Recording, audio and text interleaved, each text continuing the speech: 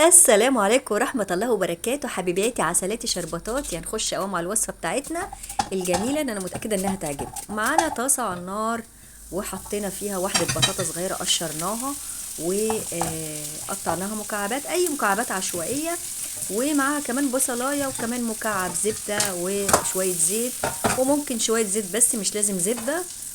لكن يعني بصراحة مش يعني هي بيبقى طعمها جميل. وعايزة اقول لكم ده طبق شوربة عالمي، وهنعمل اكلنا كله ارداحي من غير لحوم. اه يا ماما من غير لحوم. على فكرة انا شغالة عند ناس شبه ايه، شبه نباتيين. فالاكل ده يعني الاكل ده عايزه اقول لك كمان لو انت خايفه على بشرتك وعايزه تفضلي وزوزه وقطقوطه وصغيره واموره كده، كلي الخضار اللي هو بتاع الشتاء الجميل. البروكلي ده بيقولوا عليه في ماده مش عارفه ايه الاكسده. ايه الاكسده دي انا مش عارفاها. تمام. وكمان هعمل خضار معاكم برضو بشويه بروكلي وفاصوليا وجزر وبروكلي، هشوحه كده بشويه زيت وملح وفلفل وشويه طماطم احطهم عليه. عايزه اقول لكم وكمان عندي طاسه ورق عنب، وغالبا انا دايما بعمل الورق العنب في الووك او في الطاسه او في صينيه على البوتاجاز، بيبقى اظرف واحلى واجمل بكتير. وبعدين كمان انا بعمل يعني كوبايتين من الرز كمحشي، لان اصلا انا عارفه الناس اللي في البيت دي بتاكل قد ايه ومعدتها عامله ازاي، يعني انا عارفاهم لاني بقالي معاهم اكتر من 5 سنين، فانا عارفه ايه اللي بيتاكل وايه اللي بيفضل وايه اللي بيتعمل. تمام. عايزه اقول لكم ان اكلنا ظريف لطيف، ولا لحمه ولا فرخه ولا قطه ولا فار ولا اي حاجه. اكل جميل، اكل شتوي كده يدفي ويغذي وجميل جدا. وهنا زي ما بقولك كده بقطع شويه الخضار، والخضار انا كنت نقعاه في ميه وخل وشطفاه كويس ومصفياه. و يعني هنمشي من غير لحمه من غير فراخ، طبعا. حتى البيوت اللي مستواها راقي برضو بتحب انها توفر، وبرضو الحاجه بتبقى غاليه عليها. فكلنا يا جماعه ناكل اكل صحي جميل، نكتر في الشتاء من الخضار، خاصه ان فصل الشتاء فيه خضار كتير جدا فنستفاد بيه. وقولوا لي يعني ايه اهو شايفين البصلايه والبطاطايه حلوت وبقت قمرايه وعسلايه. وطبعا بعد ما هنشوحها كده وتاخد اللون الاحمر الجميل، هنحط عليها ايه ميه بتغلي عادي، وهنحط عليها البروكلي. انا خدت من وحده البروكلي حتتين كده ايه، فشتهم في الخضار ده. يعني اكلنا كله خضار في خضار مع شويه محشي ورق عنب. اوعى وشك، هتوعى وشك ولا مش هتوعى وشك؟ اي يا حبيبتي. يعني انت يا ناس بتعملي اكل ارداحي؟ طبعا ده احنا 3/4 اكلنا ارداحي. يعني بصوا يعني، وخدوا بالكم، خدوا بالكم وخدوا بعضوياتكم. لو واحده فيكم جابت نص كيلو لحمه ما تقولش لاي حد، في السر كده وكتامي. ايوه يا اولاد اللحمه يعني بصوا، خدوا بالكم اللحمه بقت حاجه من الممنوعات. تمام.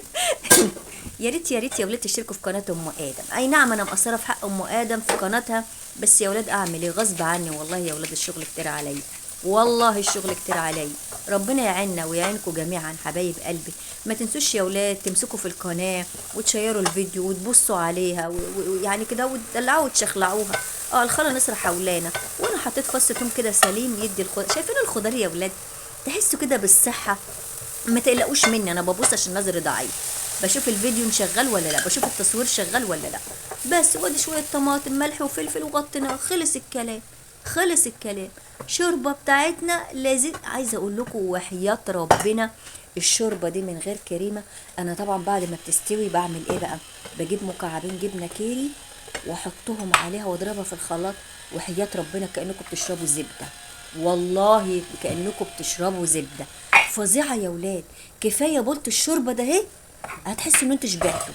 هتقومي بعد ما تشربي بولت الشوربه ده اهي، ها، هتزقي قطر، هتزقي ترعه، هتزقي طياره. ايوه انا بقول لك الحقيقه، الحقيقه العاريه، الحقيقه.